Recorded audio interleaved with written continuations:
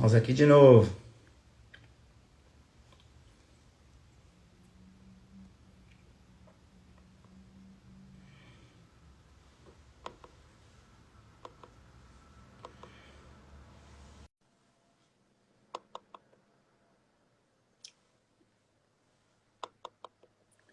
Acho que agora vai, hein? É a nossa última tentativa. Boa noite.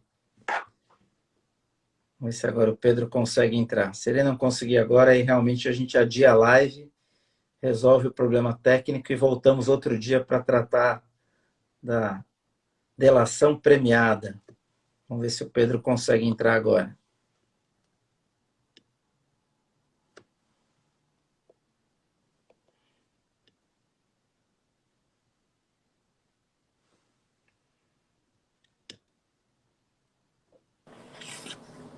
Aí, Noto, time. garoto! Tá me ouvindo? Entrou e travou, mas vamos lá, estamos aqui. Não tem problema, pelo menos entrou. Já temos uma vitória. Estamos ouvindo. Sua imagem está travada. Agora foi. Travou de novo. Tá bonito com óculos novo, hein, Pedro? E aí? Aprendendo aí com você, que gosta de estar sempre na moda, amigo. Mas vamos lá, me perdoe aí, eu estava tentando entrar pelo computador, acredito que tenha sido isso que realmente deu um trava aqui no sistema, a gente não conseguiu. Mas vamos lá. Desejar uma boa noite aí a todos, sobretudo a você, a Paty, essa minha querida, a Fernanda, a Gabi, a todos aí que estão perdendo tempo assistindo a gente aqui. Vamos tratar do tema aí que é de grande relevância e um pedido seu sempre é bem acolhido da minha parte. Tá? Para mim está travando um pouco, Pedro, mas vamos tentar fazer. A sua Melhorou voz está agora chegando aí? um pouco picotada. Acho que melhorou um pouco. Acho que a gente consegue fazer. Vamos tentar fazer.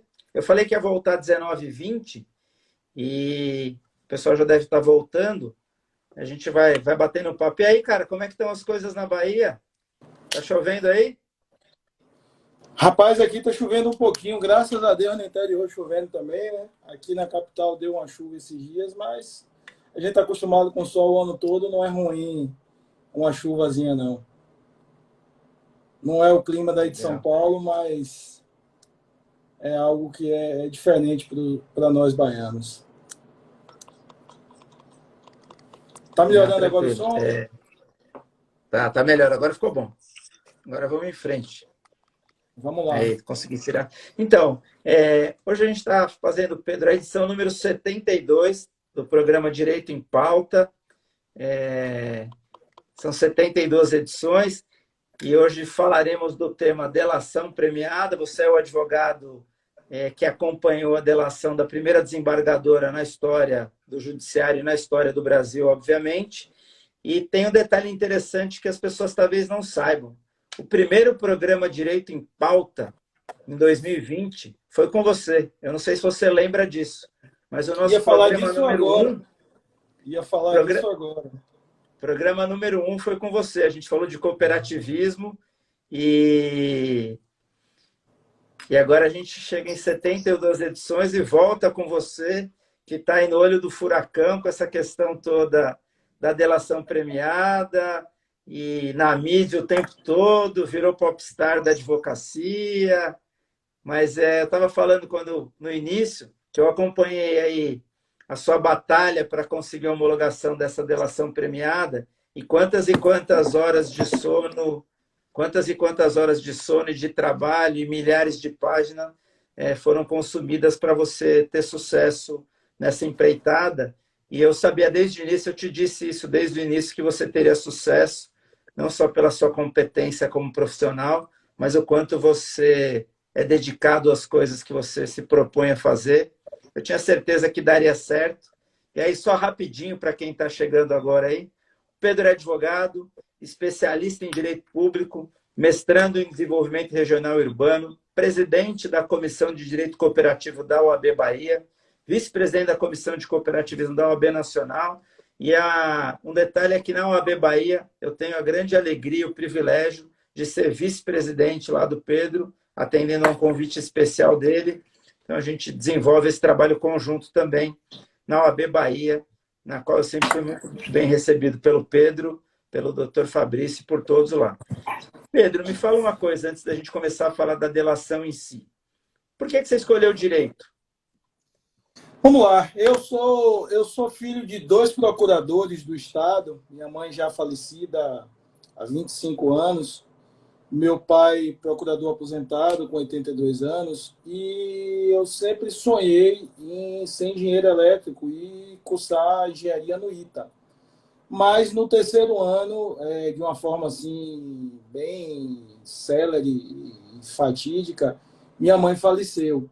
E a partir do momento em que ela detectou essa doença, que foi no ano de 96, eu passei a levá-la para a faculdade, passei a acompanhar as aulas com ela, porque ela estava com dificuldade de locomoção, ela teve esclerose lateral amiotrófica, e em razão disso eu passei a olhar o direito com outros olhos. Terminei o terceiro ano com muita dificuldade, porque no mês de abril de 97, iniciando o terceiro ano, minha mãe faleceu, mas eu consegui concluir aos trancos e barrancos do terceiro ano. Passei no vestibular de administração com 17 anos, passei logo em seguida no vestibular de engenharia, e eu tinha colocado primeira opção direito, segunda opção engenharia, e passei na segunda opção, que foi engenharia. E terminei cursando 2 anos de engenharia elétrica, fiz algumas grandes amizades no curso, hoje grandes profissionais na área de engenharia, mas decidi abandonar o curso contra a vontade de meu pai à época e seguir para o Rio de Janeiro para fazer direito. E em 99 eu estudei lá, 2000 eu retornei para a Bahia, dei seguimento ao curso, me formei, logo em seguida passei a atuar na área e, paralelo com o direito público, eu, desde o início da minha atuação profissional, até mesmo como estagiário, eu tive a honra de compor e integrar o escritório do renomado professor João de Melo Cruz, que formou com meu pai na faculdade, chegou a estudar com meu pai no Colégio Central e tinham formado a primeira República Socialista do Canela. Foram alunos da UFBA e tal, enfim. A turma de meu pai, inclusive, ressalto, é uma turma de grandes nomes, né? Meu pai é um sujeito que eu tenho um grande respeito profissional pelo conhecimento, apesar de não ter atuado especificamente como procurador, mas nós temos nomes como Raimundo Pinto, que foi desembargador, vice-presidente, que é meu padrinho, João de Melo Cruz, temos o ex-deputado Joaci Góes, que é também uma sumidade, um advogado com muito conhecimento, apesar de atuar como empresário, é um sujeito com muita cultura. Então, eu tive, graças a Deus, a honra e a satisfação de poder conviver e atuar com grandes profissionais. E desde quando eu ingressei no escritório de professor João, que eu chamava carinhosamente de tio João, eu me apaixonei pelo direito penal e processual penal.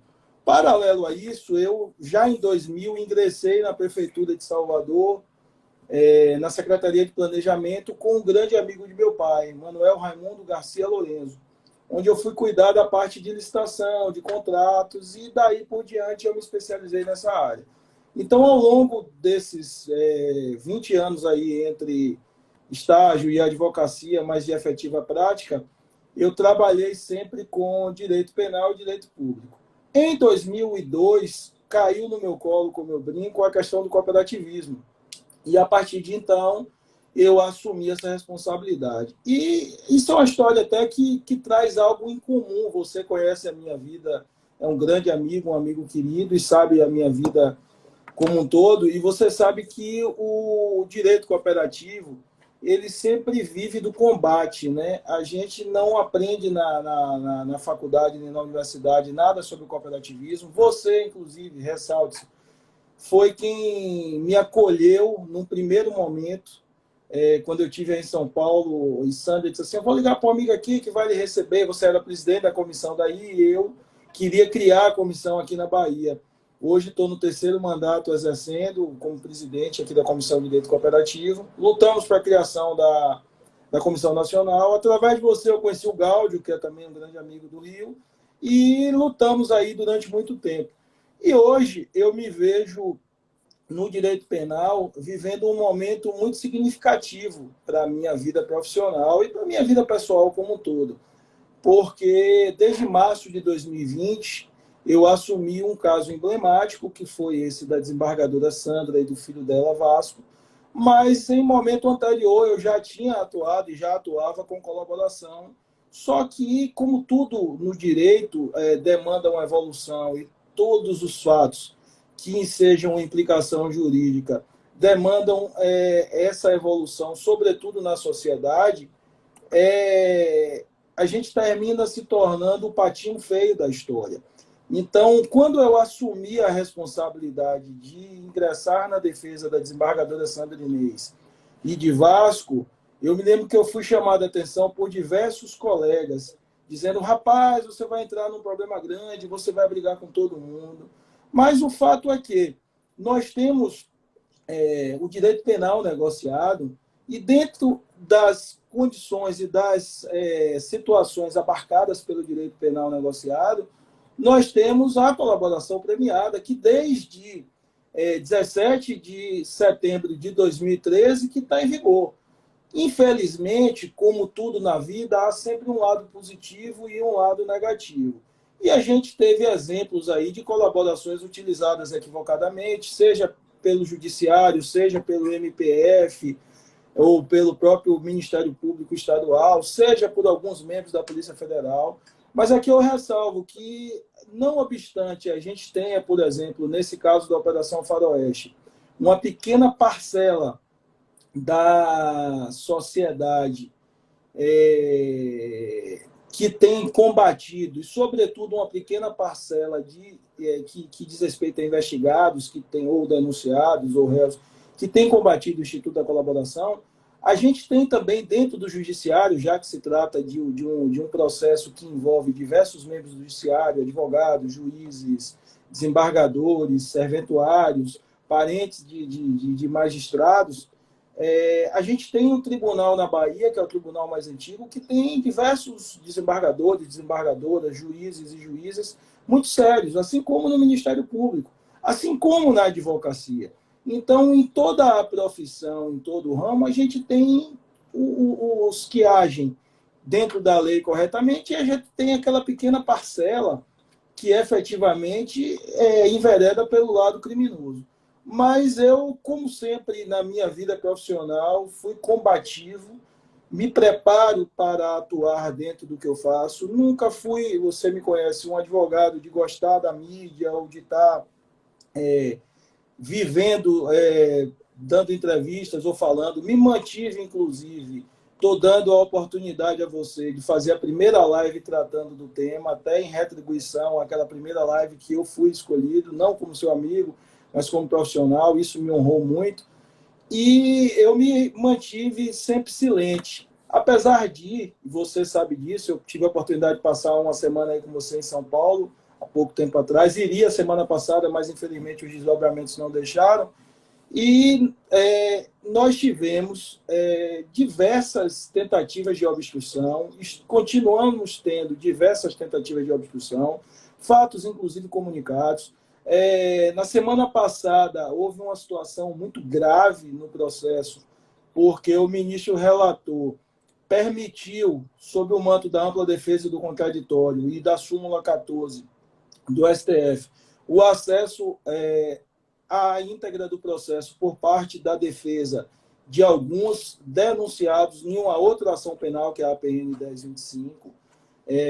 E, ao permitir esse acesso, coincidentemente, entre aspas, essa delação premiada saiu na íntegra, você recebeu aí em São Paulo, diversas pessoas, rapaz, é verdade e tal, e não sei o quê. Só que, assim, o processo da colaboração, ele tem uma circunstância muito importante, Tino, que é o sigilo a que estão submetidos advogado, parte colaboradora, parte conveniente, que é o Ministério Público, e o próprio Judiciário. Então, em razão disso, há um grave prejuízo à desembargadora. Ela já sofre muito pelo fato de ter contra ela a pecha de ser a primeira desembargadora.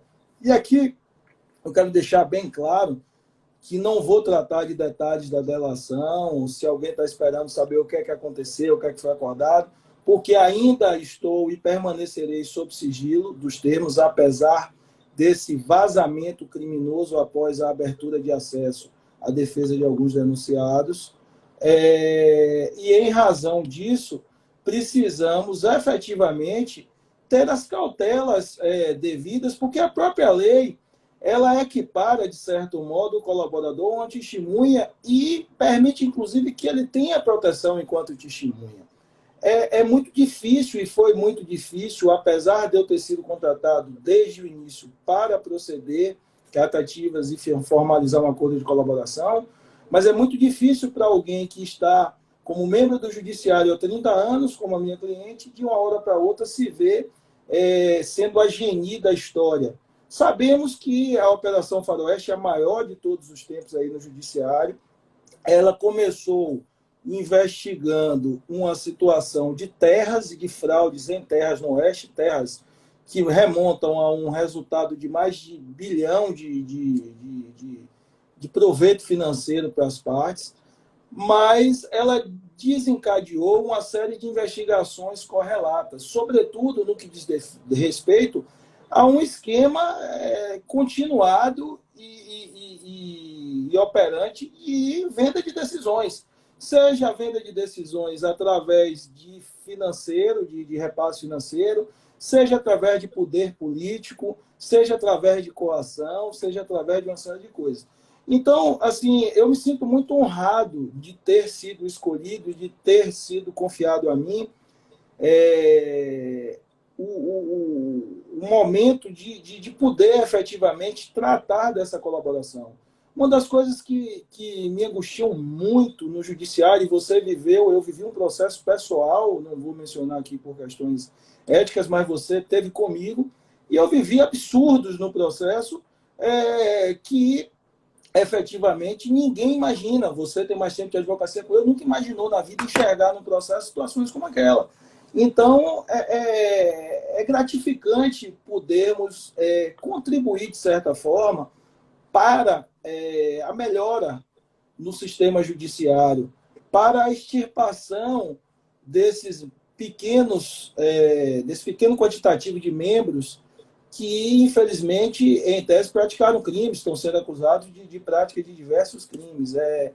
Uma coisa que é bom deixar claro é que os meus constituintes têm sofrido, assim como eu, uma pressão muito grande, porque são pessoas importantes, ex-presidentes, presidentes de tribunal, empresários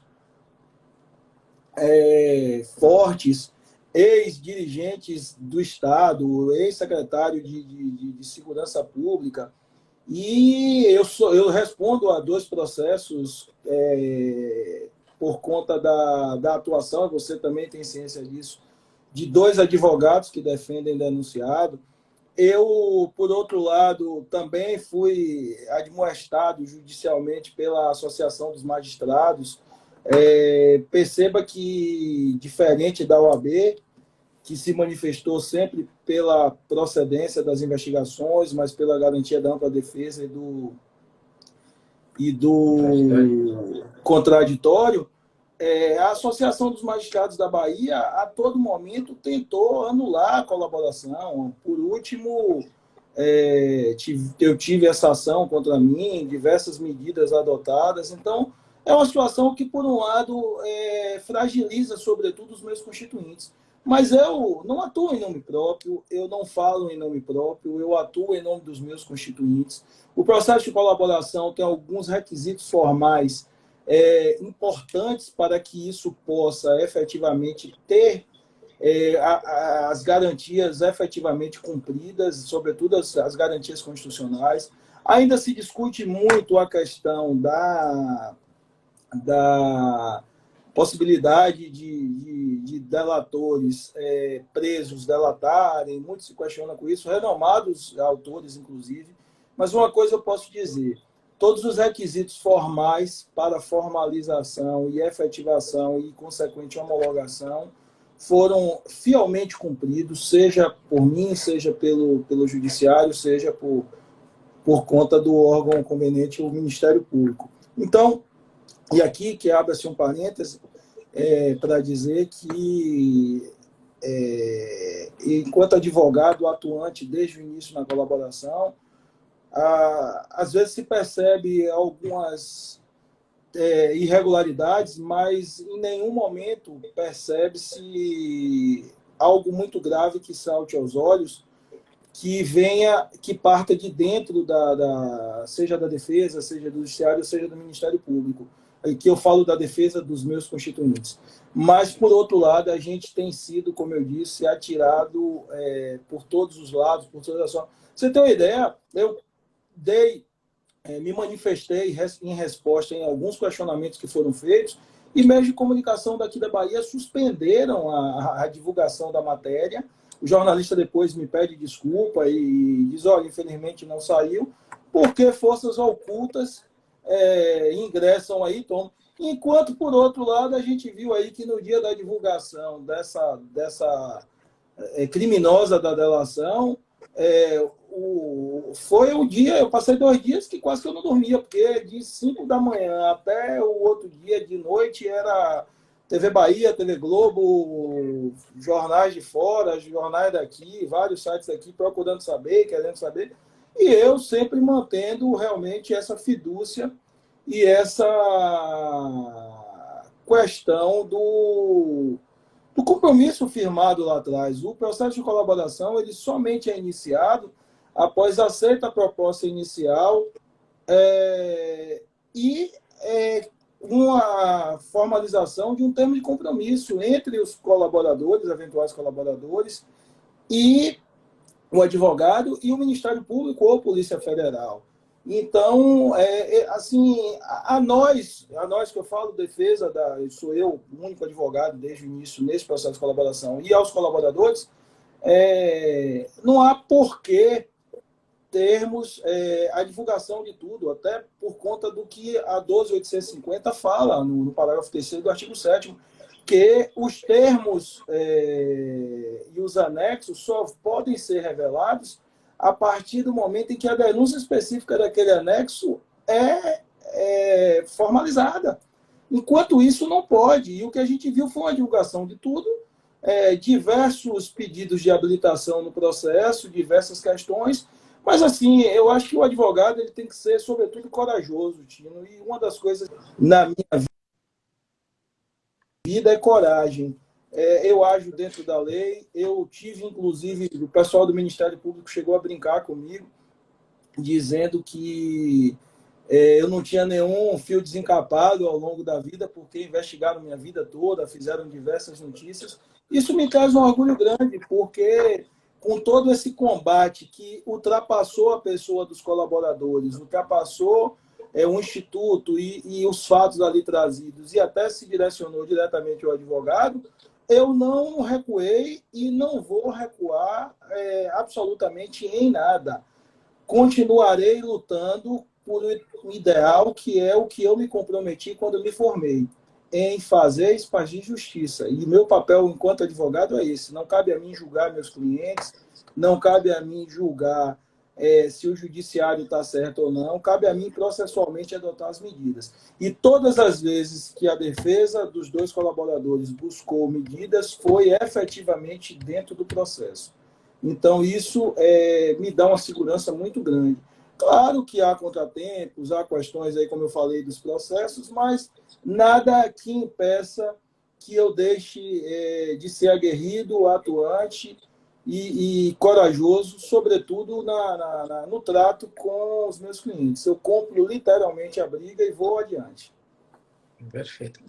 Eu quero dar um testemunho aqui, já que essa live vai ficar gravada, que eu acompanhei a questão da delação desde o início, acompanhei a distância. Eu não participo da delação, não sou advogado da delação, o único advogado é o Pedro, mas eu, pela amizade que tenho com ele, por trabalhar com ele em alguns casos, a gente tem muita parceria, não deixando bem claro que eu não trabalhei nesse caso, eu sei o quão difícil foi chegar até a homologação dessa delação. Não só por ser a delação vinda de dentro do judiciário, para quem está nos acompanhando, a gente está falando da delação de uma desembargadora do Tribunal de Justiça da Bahia, foi ela que fez a delação. O que isso significa? Ela fez um acordo para mencionar questões relacionadas aos crimes ocorridos dentro da Operação Faroeste. Se eu estiver errado, você me corrija. Eu sei desde o início o quanto o Pedro sofreu. Ele teve uma semana aqui em casa e realmente atordoado com o telefone, tendo que trocar de telefone, tendo que trocar de número, me ligando, falou, amigo, não me liga mais nesse número, me liga no outro, porque esse aqui eu tenho que desabilitar. Teve que comprar carro blindado, teve que proteger a família, proteger o filho.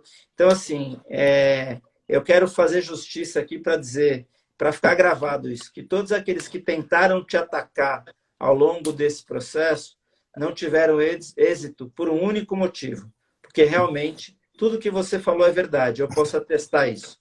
Você, desde o início até a homologação, manteve a postura de lealdade com os seus clientes, manteve a postura de respeito à ética, ao respeito à legislação que trata da delação, e eu sei o quanto isso foi custoso para você, não foi fácil. Então, hoje você está colhendo aí os frutos da homologação, sendo, como você disse, procurado por todos os meios aí para divulgação disso, mas isso é fruto de um trabalho. E aí, por que eu estou fazendo isso? Primeiro, para fazer justiça a você. Giovanni está dizendo aí que também é testemunho. Giovanni acompanhou isso. Sim, sim. Mandar um abraço para ele. Esqueci de mencioná-lo. Mas é da família Morello também, um amigo querido. Imagina. Então, é para deixar claro, para que isso fique gravado, do quanto você se dedicou a isso e do quanto você doou e perdeu liberdade, perdeu tranquilidade, se preocupou com a sua família, se preocupou com o seu filho, quanto você teve que abdicar. A Fernanda está dizendo que ela também é testemunha. Na verdade, o quanto você se dedicou a isso. E aí eu queria te fazer uma pergunta agora para a gente voltar. Valeu a pena, Pedro? Valeu a pena ter sido corajoso, ter sido honesto e enfrentar? Porque eu ouvi de algumas pessoas que você era maluco, que você estava colocando em risco a sua carreira, que você estava colocando em risco a sua advocacia na Bahia, que você só teria inimigos, que você não ganharia nada com isso. E a minha pergunta não é valeu a pena financeiramente, porque eu acho que enfrentar tudo isso, obviamente, tem a sua recompensa financeira, mas certamente você não o fez por dinheiro. Então, assim, valeu a pena chegar até aqui e ter conseguido, principalmente, a homologação, né? Que a gente não pode deixar de mencionar que é a primeira delação homologada de uma desembargadora do Tribunal de Justiça. Isso é importante que fique claro, né? A gente tem várias delações aí no bojo da Operação Lava Jato, muito se falou disso, de delação, de colaboração, mas é a primeira vez na história do Brasil que um membro do judiciário, uma desembargadora, faz uma delação. Então, te devolvo a pergunta. Valeu a pena? Tino, deixa eu até te fazer uma observação, não vou tratar de questão financeira, mas para você ter uma ideia das perseguições, você tem conhecimento disso, eu perdi literalmente quase todos os contratos que tinha, reconstruí a minha advocacia num outro modelo, num outro formato. Valeu sim, valeu pelo seguinte, eu tenho consciência plena de que eu cumpri com a minha função, não só profissional, mas com a minha função social. Eu tenho um filhinho de 12 anos, que você conhece desde novinho, Paty também, e eu brinco com meu filho que eu já consegui fazer tudo que eu queria na vida. Tenho 41 anos de idade e eu tive um filho, plantei algumas árvores e escrevi um livro. Ele até foi comigo no lançamento do livro e no outro dia disse, papai, eu te amo demais. Eu disse, por quê, filho? Ele disse, porque é chato vir para lançamento de livro para você, imagine para mim. Mas, enfim, valeu a pena. Eu construí uma relação de muita fidúcia, como sempre construí com meus clientes. A doutora Sandra é uma pessoa extremamente carismática, de personalidade forte. O Vasquinho já é mais carismático do que ela e não tem uma personalidade tão forte, é aquele estilo mineiro brincalhão. Mas, e eu quero dizer aqui o seguinte, tem um detalhe muito importante na colaboração deles, que é, além do fato de ser a primeira colaboração formalizada e homologada de um membro do judiciário, de uma desembargadora, é a primeira colaboração conjunta em que um dos colaboradores não assina todos os anexos, ou seja, não participa de todos aqueles fatos mencionados. Então, isso é muito importante, porque atribui à minha constituinte toda a pecha de que foi ela que denunciou ou não, quando, na realidade, o filho dela reconheceu alguns fatos e trouxe à tona outros tantos que sequer eles participaram. Então, de todos os anexos ali compostos, grande parte deles é de conhecimento de fatos de terceiros. E tem um detalhe mais importante ainda. Quem abriu a caixa preta do judiciário não foi a minha cliente. Foi um advogado, Júlio César Cavalcante Ferreira, que era membro do judiciário como assessor de magistrado, de desembargador. Então, o que é que acontece? Infelizmente, é atribuída à desembargadora, à delatora, toda a culpa, toda a pecha por conta daquela questão. Ela foi vítima de um processo, de uma busca e apreensão, originada de uma colaboração formalizada por esse advogado, o Júlio César Cavalcante, e, por outro lado, ele simplesmente foi esquecido. Na semana passada, mais precisamente no dia 13, quando divulgaram todas as páginas até então do acordo de colaboração, de forma criminosa, frise-se e repita-se insistentemente, o ministro também abriu o sigilo de outras 4 colaborações, mas, coincidentemente, e não à toa, e aí eu digo aqui, apesar do sigilo, que apenas aqueles que lá atrás vieram contra mim é que estão pedindo a anulação da colaboração e comparando, inclusive, aquele documento fake que circulou, que eu me lembro que você mandou, rapaz, é verdade isso e tal. Enfim, então somente esses é que estão buscando anulação, ou seja, é uma ação orquestrada. E aqui eu esclareço que uma coisa é você lutar pelos interesses dos seus constituintes de forma legal e de forma ética. Outra coisa é você tentar obstruir uma operação, uma investigação, utilizando-se de artifícios e de ação coordenada entre defesas conjuntas.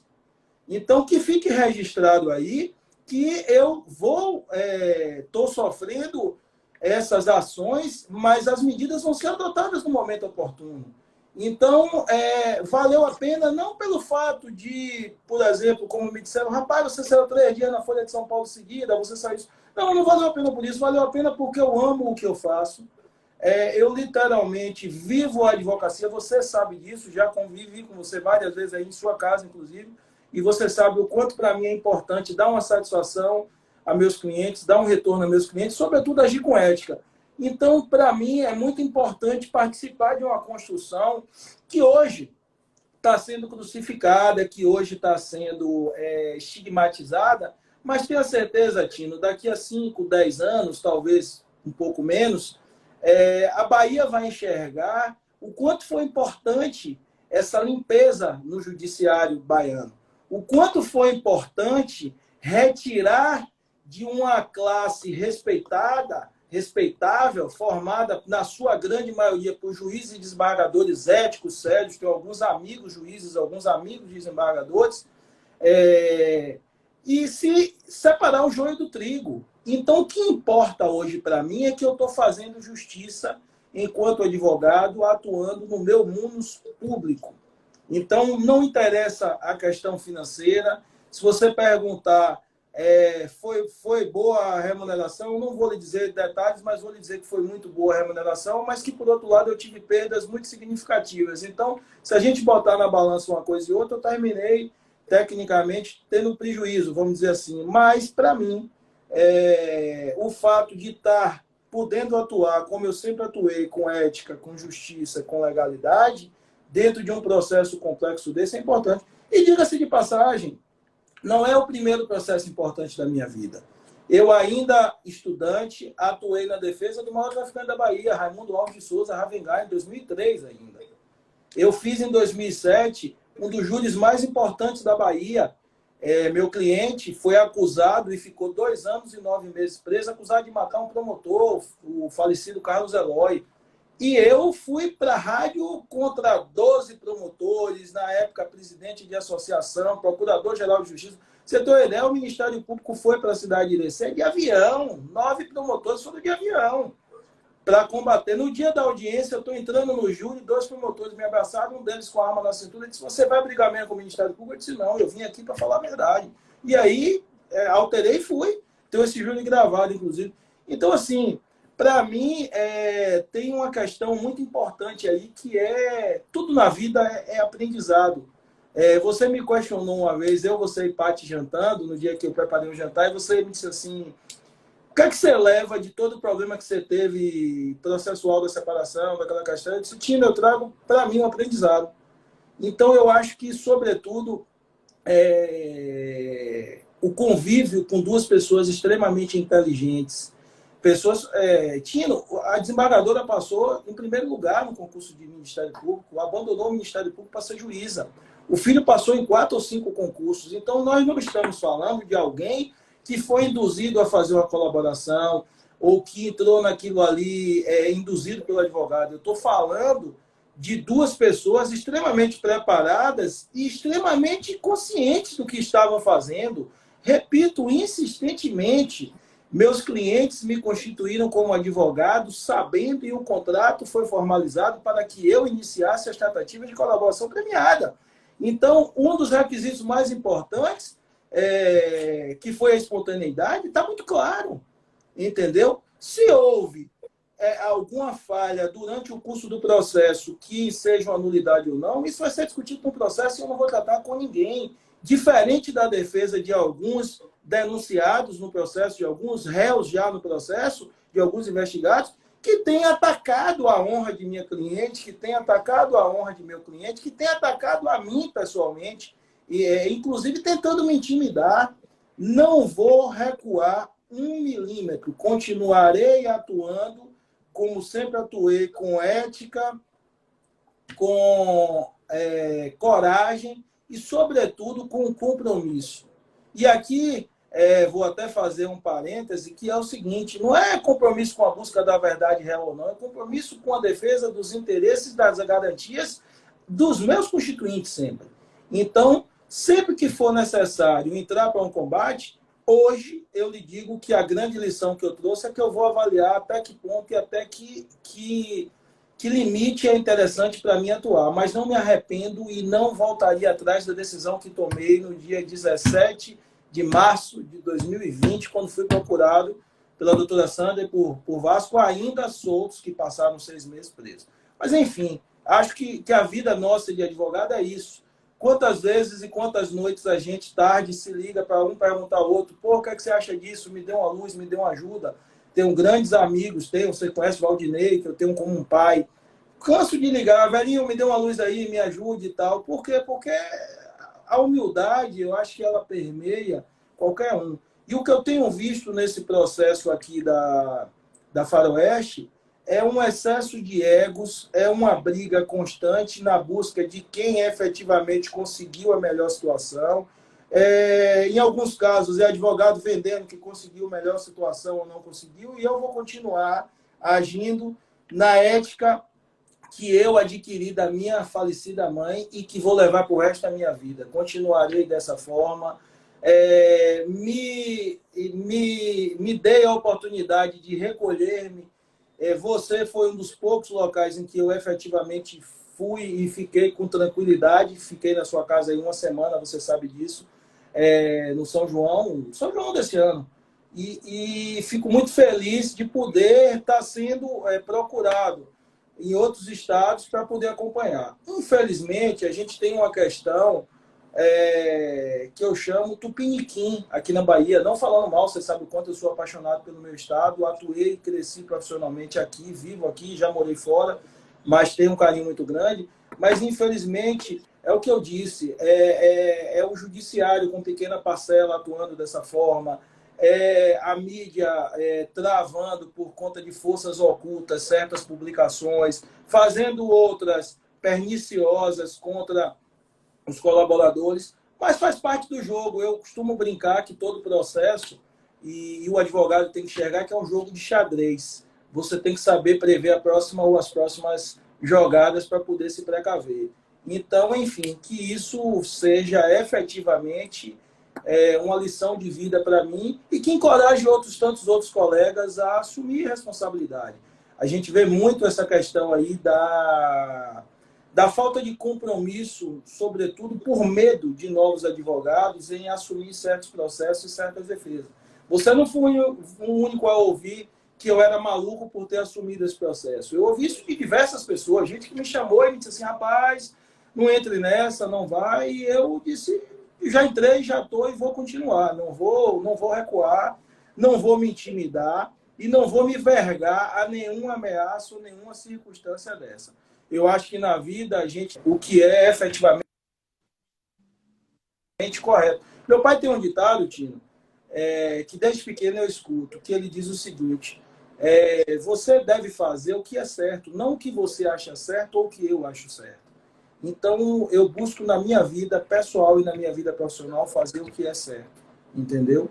Que fique aí, eu acho que o grande legado que eu deixo foi a participação nesse processo tão complexo, mas, sobretudo, um ato de coragem para os novos advogados aí, para os advogados mais novos, no sentido de que direito é isso, é lutar. O nosso Rui Barbosa, grande baluarte aí, já dizia, ou lutamos pelos interesses ou as agruras vão continuar sendo vividas. Verdade. Deixa eu te fazer uma pergunta, Pedro. Você chegou, sua cliente, seu cliente, a desembargador, o advogado, chegaram a confidenciar para você do porquê que optaram pela delação? Tino, não precisaram confidenciar. Uma das lições que a gente aprende é o seguinte, eu tive a oportunidade de viver, como eu falei há pouco, com o professor João de Melo Cruz. E a advocacia antiga, sobretudo aqui na Bahia, onde eu vivi, ela tinha aquela coisa do amor ao ofício, do combate, do embate entre Ministério Público e defesa. Mas o que a gente tem que levar em consideração é que os meios de investigação, de forma assustadora, evoluíram. E a defesa hoje ela é muito mais técnica do que combativa. E eu tenho visto, inclusive, em alguns casos, disse isso desde o início do vazamento da delação fake news, que é o seguinte, a defesa dos denunciados, dos acusados, dos réus, deve defender seus clientes dos fatos ali tratados e não atacar o Instituto da Colaboração, qualquer outro instituto de processo penal, ou, sobretudo, a defesa dos colaboradores ou os próprios colaboradores. Então, como eu disse, minha cliente e meu cliente fizeram uma colaboração conjunta. Nem todos os anexos ali são assinados pelos dois. Então, cada um trouxe à tona o que efetivamente sabia. Ele com uma participação muito maior, mas, sobretudo, eu acho que o grande legado de toda essa questão é o cidadão. Eu canso de ser parado, às vezes, na rua, e o pessoal diz assim, doutor, tem que acabar com isso mesmo, é um mangue e tal, eu sofri na pele. Gente, a gente tem um judiciário lento, uma máquina lenta, a gente tem um poder público inchado como um todo, a gente tem as dificuldades dos gestores públicos, inclusive incluindo aí os membros do tribunal, de gerir, porque a falta de dinheiro, a falta de estruturação, há uma série de coisas. Mas o que a gente não pode deixar de combater é a criminalidade. O que a gente não pode deixar de combater é a falta de ética, é a falta de decoro, é a falta de probidade. Então, o acordo de colaboração, ele foi, vamos dizer assim, a escolha dos meus constituintes, porque se viram numa condição de não querer ir para esse embate desleal e de se defender de todos os fatos ali presentes. E optaram por um processo negociado, no qual naquele momento entendeu-se que haveria uma abreviação do processo, que haveria uma segurança para ele. Infelizmente, há poucos dias, a defesa de alguns denunciados na ação penal 1025, que tramita no STJ, e aqui só observação, esses processos tramitam no STJ em razão do foro privilegiado dos desembargadores investigados. Algumas vão seguir para a primeira instância ou não, mas enfim. Então, naquele momento ali, o que se tinha de prova, e aqui deixo bem claro que a defesa técnica vai fazer a defesa nas ações em que eles são acusados, eles podem, inclusive, ser absolvidos da única ação que eles têm. A única ação que foi intentada contra eles está suspensa em diligências, porque até hoje não foram apresentados os elementos colhidos de prova na busca e apreensão contra eles. Ou seja, não houve, vamos dizer assim, houve uma tentativa de antecipação por parte deles, mas que do outro lado trouxe um prejuízo muito grande. E como tudo na vida, eu digo todos os dias a eles dois que da mesma forma que tem um lado bom, tem um lado ruim. Tudo na vida é dessa forma. E a gente tem que saber realmente acolher o tempo de Deus e das coisas acontecerem. Fala uma coisa, você acha que o Instituto da Delação ele é uma ferramenta importante no combate à corrupção? Sim, precisa de aprimoração, precisa de estudo e conhecimento dos advogados, dos juízes, dos julgadores, dos próprios órgãos ministeriais, dos próprios órgãos investigativos, Polícia Civil ou Polícia Federal, no sentido de que existem algumas questões que ainda estão sendo construídas. Você sabe que o direito é construção ao longo de anos. Então, para você ter uma ideia, o Ministério Público Federal tem uma recomendação de alguns critérios para fazer o acordo de colaboração, mas você não tem um critério objetivo na colaboração. Então, ainda há um pouco de subjetivismo. E isso permite, às vezes, que você haja com discricionalidade e que haja, por exemplo, anulação, como aconteceu em algumas fases da Operação Lava Jato, aí, a Operação Satyagraha, enfim, outras tantas aí, que vieram à tona e que foram de grande relevância aí. Mas é um instituto, sim, acho que o futuro...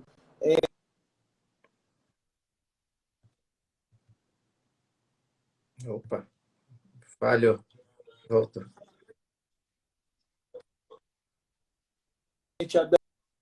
E a demora, aqui citando o festejado Auri Lopes Júnior, a demora, que é a mora no processo penal, mas tudo isso respeitadas as garantias constitucionais, né?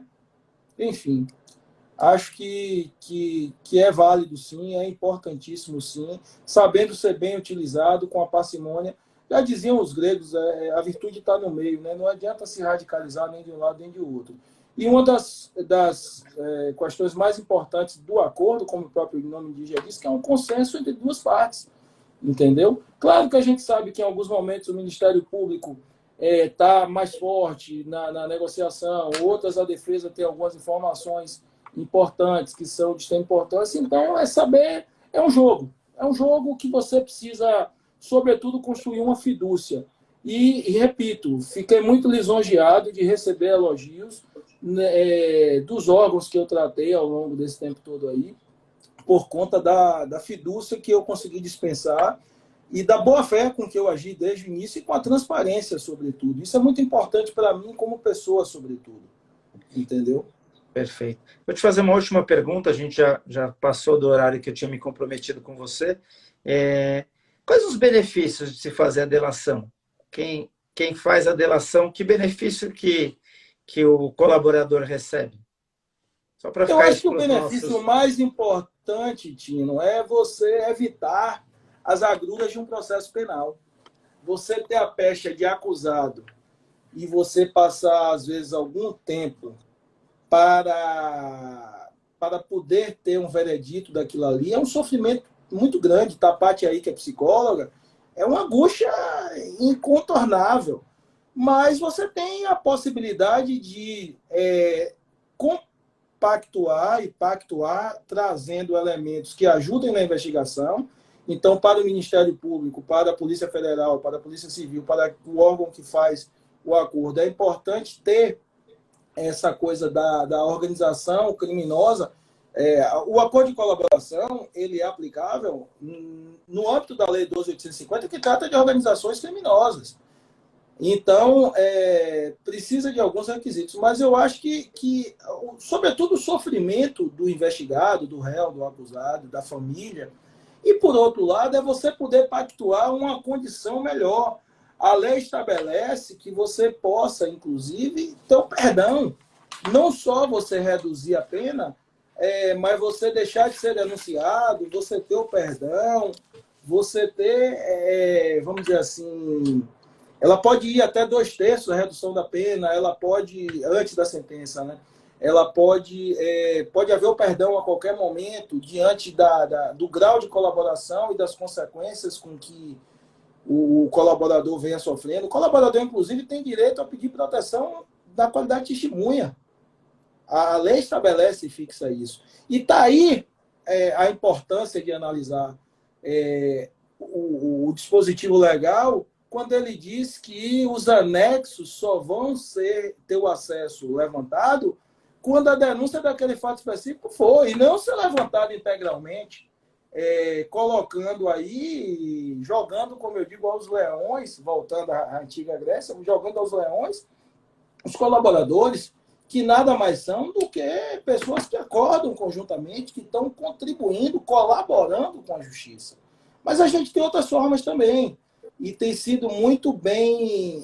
Eu tenho acompanhado diversos processos, inclusive, de acordo de não persecução penal, que é um outro instituto também que foi implementado com o pacote anticrime em 2019. Antigamente a gente tinha suspensão processual, a gente tinha transação penal desde a lei 9.099 de 95. Então, é algo que está aí, apesar dessa, vamos dizer assim, desses questionamentos e dessa impugnação, quanto mais desse preconceito que existe. E aí eu vou até brincar contigo, você sabe o quanto ser advogado no cooperativismo precisa ser combativo, né? Sobretudo no cooperativismo de trabalho.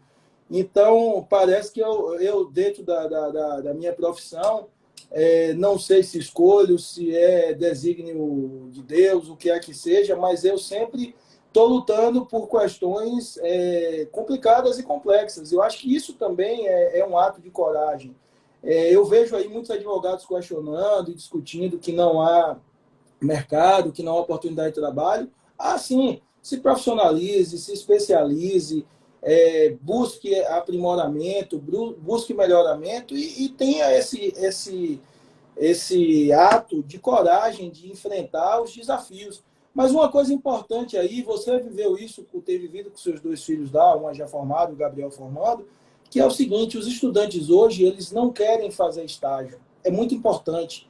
Eu me orgulho de ter escolhido, desde o primeiro semestre, o caminho de estagiar em locais que iriam me aprofundar e melhorar a minha qualidade técnica.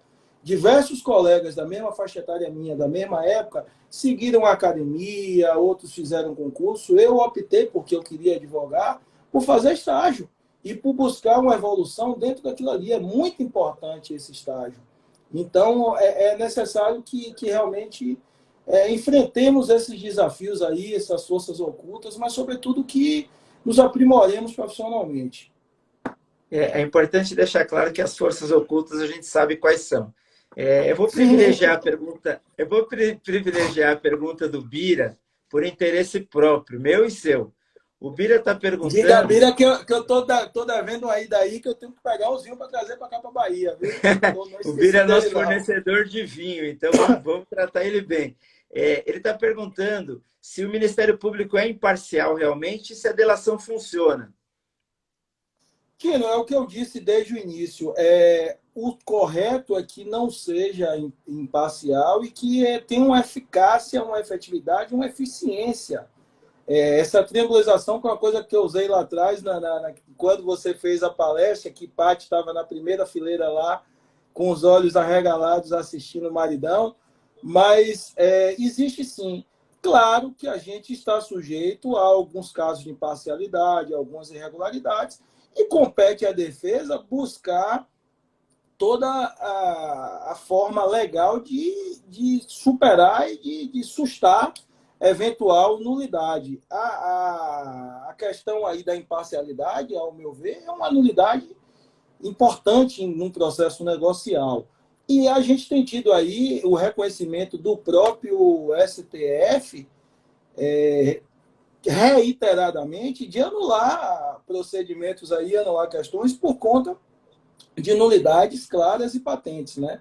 Então é preciso efetivamente entender que a gente atua num processo desse e o Ministério Público, mesmo sendo órgão acusador, sobretudo no processo negocial, tem que atuar com imparcialidade no sentido de buscar uma condição, mas não tem como ele deixar de ser parcial estando do outro lado do balcão, como a gente brinca, né? Só que o processo negociado é uma busca conjunta. Ao mesmo tempo em que os colaboradores contribuem levando elementos imprescindíveis, o Ministério Público também tem que ceder de alguma forma. Agora, ele tem que continuar sendo efetivamente parcial. Quem tem que ser imparcial é o magistrado, é o julgador, entendeu? A parcialidade da defesa ela se relativiza, se é o termo que a gente pode usar, num processo penal negociado. Mas ela não deixa de existir, não pode deixar, porque senão a defesa vai ficar do lado do Ministério Público ou vice-versa, e você termina milindrando, para não dizer, anulando o processo de negociação e que culmina com a colaboração. E que isso aconteceu na história recente do país, né? Onde Sim, o fato do juiz ter contato com o Ministério Público fez com que os crimes cometidos pelos acusados desaparecessem. Da noite para o dia, nesse caso, os crimes desapareceram, né? Não, na realidade, o que é que acontece, Tino? A sociedade, inclusive, tem levado essa discussão à tona aí. O que aconteceu não foi uma absolvição daqueles investigados. O que aconteceu foi a defesa conseguir, através de uma decisão do STF, entender que aquele juiz era parcial. E o juiz não pode ser parcial. Perceba que no processo de colaboração, o juiz deixa de ser a condição, ele deixa de ter a condição de coordenador, de dirigente daquele processo e passa a ser apenas espectador. A decisão do juiz no acordo de homologação, ele é uma decisão que analisa meramente requisitos formais. Ele não vai analisar se o que está dito ali é verdade ou não. Isso é bom que fique claro. Então, nessa lógica, o juiz ali tem que ser imparcial. E quando há uma vinculação entre o órgão investigativo, seja ele Polícia Federal, seja ele Ministério Público e o Judiciário, você quebra a paridade de armas da parcialidade que tem que haver entre o Ministério Público, com o Ministério Público e com a defesa. Porque há uma triangularização processual em que o juiz é o julgador, em que a defesa busca defender as garantias e direitos do constituinte e que a acusação está ali como órgão acusador. Então, necessariamente há uma parcialidade por parte do Ministério Público. Claro que no processo de colaboração isso tem que ser relativizado. E quando há uma quebra dessa imparcialidade por ação do Ministério Público e do Judiciário, aí a coisa fica grave. Aí, nesse caso, é necessário que haja realmente uma intervenção do STF ou de qualquer outro órgão, no sentido de efetivamente sustar essas questões. Auri Lopes Júnior já disse com muita procedência que tem que haver realmente o respeito às garantias no acordo de colaboração. Ele traz, inclusive, diversas questões. Se a gente for tratar aqui, a gente passa a noite toda falando. Mas, enfim, respondendo finalmente ao Bira, o Ministério Público é parcial, ele tem que ser parcial, mas há uma relativização dessa parcialidade. E essa parcialidade dele não autoriza que o juízo seja parcial, porque o processo de colaboração, até para deixar claro, as pessoas não conseguem entender. Ou há uma investigação, ou há um processo instaurado, seja ele com denúncia ou não recebida, e as partes negociam sem a participação do judiciário. O judiciário só é procurado no momento em que as partes requerem homologação. Aquele processo é distribuído em sigilo e há uma audiência de conformidade em que o juízo analisa a conformidade formal daquele procedimento e, a partir dali, ele homologa. Agora, cabe aos colaboradores apresentarem provas necessárias e suficientes para que não sejam acusados, inclusive, de uma denunciação caluniosa, que é um crime, inclusive, tipificado na lei de organizações criminosas, tipificado não, com agravante, com a situação mais grave. Mas, enfim, a colaboração ela precisa ser usada com parcimônia. Ela não é a última ratio e nem é o único meio. É preciso que ela seja pensada como mais um instrumento legal capaz de diminuir o sofrimento do investigado e capaz de trazer para a sociedade uma resposta mais rápida. Porque, a não ser os crimes de ação privada, nas ações de natureza pública, a sociedade é vítima, na maioria das vezes. Então, a sociedade também exige uma resposta, o cidadão exige uma resposta. E nessa lógica, é preciso que seja usada realmente cumprindo aqueles requisitos legais e que seja usada com parcimônia, não seja escancaradamente utilizada aí como forma de coação ou como forma de qualquer outra tentativa de objurgação do processo no seu seio e caminho natural. Perfeito. Deixa eu só fazer uma complementação aqui, já que eu trouxe o exemplo do caso do julgamento do STF com relação à parcialidade do juiz Sérgio Moro. A minha crítica ela não fica com relação à decisão. A decisão, nós que defendemos o direito, sabemos que a decisão está correta. A minha crítica é o momento em que a decisão foi tomada. Porque essa alegação de parcialidade, ela existe desde a primeira manifestação da defesa no processo. E aí deixaram para colher no momento de interesse político, e essa é a minha crítica. Mas é só para fazer esse parênteses, para deixar esse assunto bem claro. Me permita só uma réplica aí para esclarecer. Me permita só uma réplica antes de finalizar, só para eu te dizer o seguinte. Não é fácil para a defesa num processo crime obter o reconhecimento de uma nulidade. Sobretudo quando você tem um processo penal midiático, sobretudo quando você tem questões políticas, sobretudo quando você tem forças ocultas atuando nessa questão. E cabe à defesa, desde o primeiro momento que tem conhecimento da nulidade, arguir processualmente, porque o que não está no processo não existe para o mundo jurídico naquela discussão ali. Então, infelizmente, e aí eu até quero deixar ao largo essa discussão, não vou entrar nessa questão política ou não, mas é fato que a defesa veio alegando desde o início. Se foi reconhecido no momento extemporâneo ou não, está aí você respondendo uma das grandes conquistas do processo penal colaborativo, que é você superar isso e já discutir cá no início os termos do que vai ser o final do processo, apresentando. Está aí a grande, vamos dizer assim, um grande benefício do processo penal colaborativo, que é justamente você evitar essa discussão processual, você evitar aquela discussão da prova. A defesa, os colaboradores apresentam elementos ali significativos e substanciais sob o compromisso de comprovar. E aqui eu quero até abrir um breve parêntese. Uma das coisas que eu me orgulho também nessa participação, que foi um grande aprendizado, foi efetivamente constituir previamente todas as provas. Então, quando nós apresentamos a petição final de colaboração, não há um rito, vamos dizer assim, formal, mas as tratativas vinham sendo feitas e quando foi finalizado, eu requeri que fosse concedido prazo para que apresentassem as razões finais nos moldes de um processo e que apresentasse essa petição final após a oitiva dos colaboradores sobre cada anexo e após a apresentação de provas. Então, algo que seria produzido numa instrução processual de cada processo daqueles anexos já foi trazido pela defesa lá. Isso facilita a vida do advogado, porque diminui o trabalho lá na frente, facilita a vida dos colaboradores, porque deixa já constituída aquela prova que será confirmada em juízo mais adiante, porque você não pode se valer exclusivamente de uma prova oriunda de uma colaboração para condenar alguém. Isso é fato, como também não se pode, já desde 2009, com aquela mudança processual, utilizar exclusivamente provas indiciárias para condenar. Então, isso facilita tanto para o Ministério Público, que vai retalhar cada anexo daquele ali e vai fazer as denúncias específicas, denúncias que vão ser feitas, denúncias que não vão, até mesmo pelo tamanho do judiciário e de algumas colaborações, tem denúncias ali que sequer vão ser formalizadas.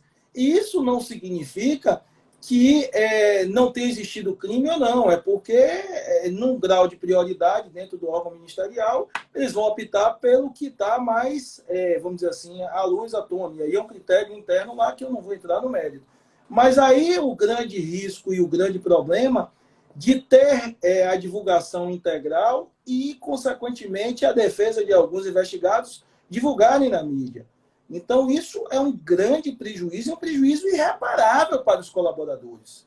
Além de haver, em tese, uma clara violação de lei, uma clara violação dos termos do acordo, há um prejuízo que é insuperável. Imagine pessoas que um dia vão ser denunciadas daqui a 5, daqui a 6, ou não vão ser denunciadas, estarem sabendo aquele fato, entrando com interpelação, entrando com não sei o quê.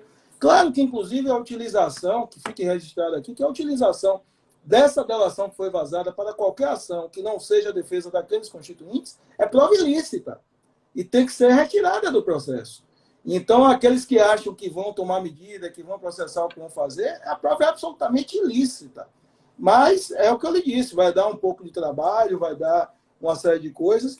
E o mais importante, para concluir, Tino, o que eu quero dizer que é o seguinte: o acordo de colaboração ele só é válido se houver a participação efetiva de um defensor desde o início. Se o defensor que atua na defesa traz alguma contradição ou alguma impossibilidade, pode até mesmo ser designado um defensor público para acompanhar aquela colaboração. Por quê? Porque o processo, ou a investigação, ou o inquérito, ele corre paralelo e abre-se um novo processo de colaboração, que ele inicia-se no judiciário a partir do momento em que os órgãos colaboradores e os colaboradores apresentam o pedido de homologação. Até então, é um processo administrativo que corre sob sigilo. Também, da mesma forma, entendeu? Mas, enfim, fica aí o meu sincero agradecimento a você, a Paty, a Fernanda, a Gabriel, a Giovanni. Dizer que em breve estarei aí visitando os amigos. Bira, me aguarde e separe os vinhos aí, para a gente comemorar aí muitas coisas, viu? Muito obrigado aí pela possibilidade de vir hoje trazer a esses telespectadores aí do Instagram essa questão. E tenha certeza que seu amigo baiano está aqui de coração aberto para você, para a Paty. Quando vierem visitar, se lembre que a gente está devendo uma vinda de vocês aqui. É isso aí. Eu queria te agradecer, te parabenizar, dizer que é uma alegria imensa para mim você ter feito o primeiro programa o ano passado, em 2020, e hoje está participando da edição número 72. É um privilégio, uma alegria ser seu amigo, e tudo isso que você colocou, a gente que convive com você sabe que é a mais pura verdade. Parabéns, sucesso, Obrigado, continue amigo. Combativo, continue com essa coragem.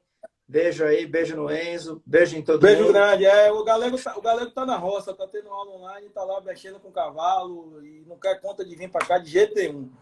Tá lá, tá assistindo a gente aí também.